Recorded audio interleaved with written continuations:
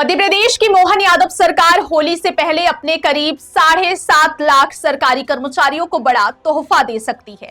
चर्चा है कि राज्य सरकार मार्च से पहले 3% महंगाई भत्ता बढ़ाने की तैयारी में है, जिसके बाद प्रदेश के कर्मचारियों का डीए केंद्र सरकार के बराबर 58% हो जाएगा। संभावना जताई जा रही है कि 16 फरवरी से शुरू हो रहे मध्य प्रदेश विधानसभा के बजट सत्र 2026-27 के दौरान इस बढ़ोतरी का ऐलान किया जा सकता है। यदि बजट सत्र में इसकी घोषणा होती है तो इसके बाद कैबिनेट बैठक में प्रस्ताव लाकर औपचारिक मंजूरी दी जाएगी और फिर वित्त विभाग द्वारा आदेश जारी किए जाएंगे।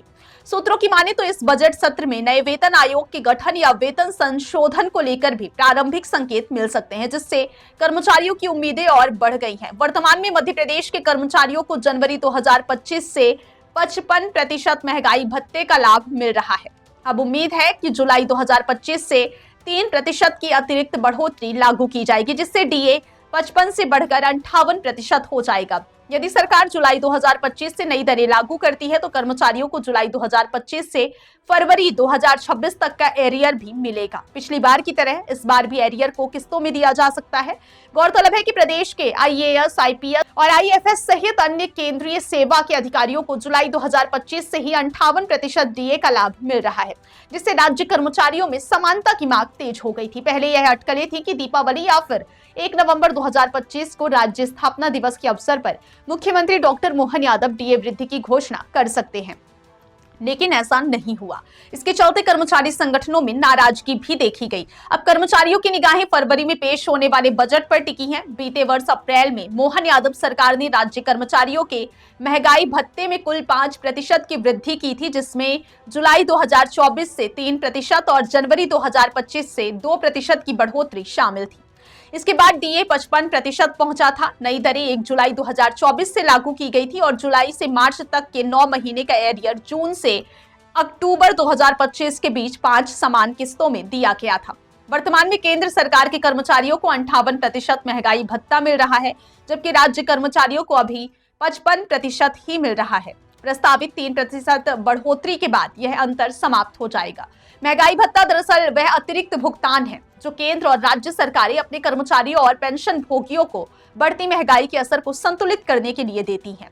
यह मूल वेतन का एक हिस्सा होता है और इसे समय समय पर उपभोक्ता मूल्य सूचकांक यानी सीपीआई के आधार पर संशोधित किया जाता है। केंद्र सरकार साल में 2 बार जनवरी और जुलाई से महंगाई भत्ता और महंगाई राहत की दरों में संशोधन करती है। आमतौर पर इसका ऐलान मार्च और अक्टूबर के आसपास किया जाता है। केंद्र की घोषणा के बाद अधिकांश राज्य सरकारें भी अपने कर्मचारियों के लिए समान दरें लागू करती हैं। इसी परंपरा के तहत मध्य प्रदेश में भी डीए को केंद्र के बराबर करने की मांग लंबे समय से उठ रही थी।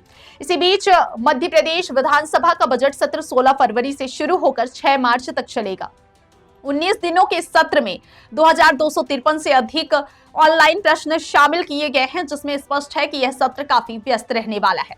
वित्त मंत्री जगदीश देवड़ा 18 फरवरी को आगामी वित्तीय वर्ष 2026-27 का बजट पेश करेंगे। इस बार लगभग 4.70 लाख करोड़ रुपए के बजट का अनुमान भी लगाया गया है। ऐसे में कर्मचारियों को उम्मीद है कि इतने बड़े बजट आकार के बीच सरकार उनके लिए डीए वृद्धि की घोषणा कर सकती है। यदि ऐसा होता है तो होली से पहले लाखों कर्मचारियों और पेंशन भोगियों को बड़ी राहत मिलेगी और बाजार में भी इसका सकारात्मक प्रभाव देखने को मिल सकता है। फिलहाल सभी की नजरें बजट सत्र और सरकार के आधिकारिक ऐलान पर टिकी हुई हैं।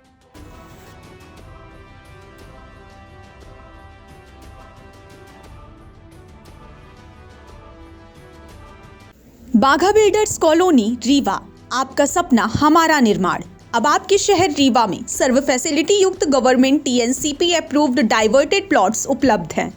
यहां आपको मिलेगा सुरक्षित एंट्री गेट और बाउंड्री वॉल, चौड़ी सड़कें, हरा भरा गार्डन और ओपन स्पेस, विद्युत ट्रांसफार्मर और पक्की नाली व्यवस्था, ओवरहेड वाटर टंकी और आधुनिक सुविधाएं। संपूर्ण कॉलोनी में हर प्लॉट सुविधाओं और सुरक्षा के साथ तैयार है। तो एक बार विजिट कीजिए बाघा बिल्डर्स कॉलोनी। हमारी लोकेशन है डीपीएस स्कूल के पास, अटरिया, रीवा।